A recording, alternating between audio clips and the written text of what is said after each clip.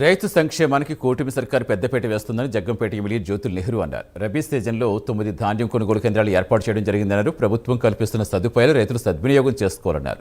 కాకినాడ జిల్లా గండేపల్లి మండలం ఎర్రంపాలెంలో పౌర సరఫరాలు వ్యవసాయ శాఖ సంయుక్త ఆధ్వర్యంలో రబీ ధాన్యం కొనుగోలు ప్రక్రియ ప్రారంభమైంది. కొనుగోలు కేంద్రం జాయింట్ కలెక్టర్ అపూర్వ భరత్తో కలిసి జ్యోతుల్ నెహ్రూ ప్రారంభించారు.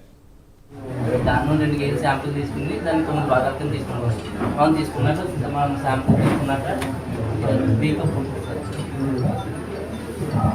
ఈ బీకప్ సార్ ఈ బీకప్ నుంచి మనం దాని దీనిలో తీసుకుని టెస్టింగ్ కప్ వేసుకుని మండలం కాకినాడ జిల్లాలో అధికారులు అగ్రికల్చర్ ఆఫీసర్స్ కానీ సివిల్ సప్లైస్ ఆఫీసర్స్ కానీ గుర్తించాల్సింది ఏంటంటే 1 మంత్ బిఫోర్ ఖరీఫ్ గాని రబీ గాని స్టార్ట్ అవుతుంది ఈ మండలంలో.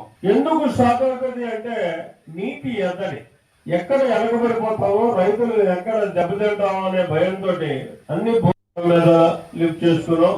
పుష్కర కాలంతో వచ్చే నీటితో మొత్తానికి ఏదో రకంగా ఆతృతతో కష్టపడి ఇక రైతాంగం అంతా కూడా మంచి పంటలు పండిస్తారు.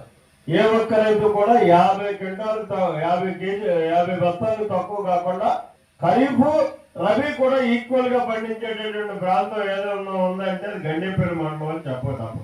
ఆ 1 మంత్ బిఫోర్ ఎప్పుడైతే వీళ్ళు ముందుకు వెళ్తున్నారో, ఇది చంద్రబాబు నాయుడు గారు కూడా చెప్తున్నారు, ఒక నెల ముందుకు మనం వెళ్ళినట్టయితే ప్రకృతి వైపరీత్యాల నుంచి కూడా బయటపడతాం. నిజంగా కూడా అది ప్రాక్టికల్ గా మనకు కనపడుతుంది. గత 3 సంవత్సరాలు పెట్టి నేను అబ్జర్వ్ చేస్తున్నాను. 3 సంవత్సరాల్లో ఎక్కడ దెబ్బతిన్నా మన గండేపల్లి మండలంలో మాత్రం వరి వ్యవసాయం ఎక్కడ కూడా తుఫాన్లకు కానీ వర్షాలకు కానీ దొరకకుండా బయటపడిపోతున్నాం.